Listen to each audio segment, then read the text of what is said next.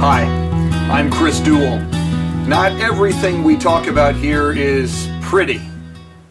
Certainly a subject like suicide is not pretty, but the older we get, someone we know, someone we love, maybe a friend or a family member, commits suicide. I've had a number of friends choose to end their own life. Just a year ago this month, a man who was my brother-in-law, who had a daughter and a granddaughter, chose to end his life. I, in fact, wound up officiating at his funeral, which was rough, but I was honored to do it for him, for his daughter, for his granddaughter, for the people who knew him and loved him.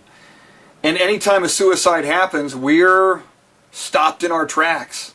How could he or she do that? And nationally and globally, most recently, Robin Williams. We ask ourselves, how could a man so talented, who seemed to have so much in life going his way, how could he choose to do this? He made us laugh, he made us cry, he inspired us. My favorite film he ever did was Dead Poets Society, which I just happened to be watching about a month ago. I was channel surfing on Showtime. There it was. I hadn't seen it in about 15 years, and I forgot how brilliant the film was and how amazingly spectacular Robin Williams was. But we can never know the depth of another person's depression or the depth of another person's pain or grief or suffering. And until you live their life, or until something in life comes at you, you just don't know how you'll react. I'll never forget when my sister Rosemary was dying of lung cancer in Seattle in the fall of 1996. The tumors were metastasizing all over her body. She was in great pain. She had morphine patches all over her body. It was still not knocking down the pain. And she said to me, if this gets much worse, I'm going to need someone to help me to end my life on my terms. And that was at a time when Dr. Kevorkian and assisted suicide was a huge story and a huge issue in this country. And before that moment, I was against assisted suicide. But when it was my sister and she was in pain, and the only thing that she knew of that could get her out of the pain might be suicide in her case, I told her I'd do whatever she needed me to do. She died in January of 1997, chose not to end her life by herself. She let nature play it out.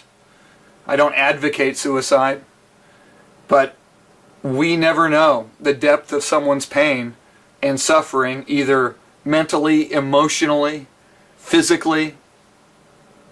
I think the one thing we can do whenever there's a suicide is look at ourselves and ask ourselves, how do we feel about this? Do we appreciate life more?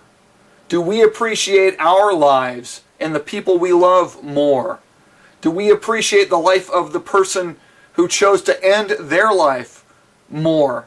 Even if we don't agree with it, even if we wish we could have been there to talk them out of it, life is so precious, and life is so wonderful, and it is so fleeting, even when you don't choose the terms on which you're going to make the exit. Even if somebody dies young, or if they live to a very old age, after they're gone, you look at their life and you go, man, that was really kind of short.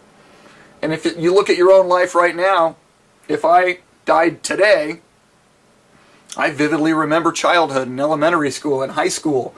And high school was 30 plus years ago for me. It will have been short if I die today or if I die in 30 years. It's a short time here in this amazing existence. So I think we can't make sense of what someone else did, but maybe we can better make sense of our lives and our loves and the preciousness of our life and the lives of those we love. And maybe we can reach out to them, maybe love them a little bit more, and maybe love yourself a little bit more. I'd love to hear what you have to say about all this. I appreciate your thoughts. I appreciate the dialogue and the interaction. And I certainly appreciate your taking the time to watch. Thanks.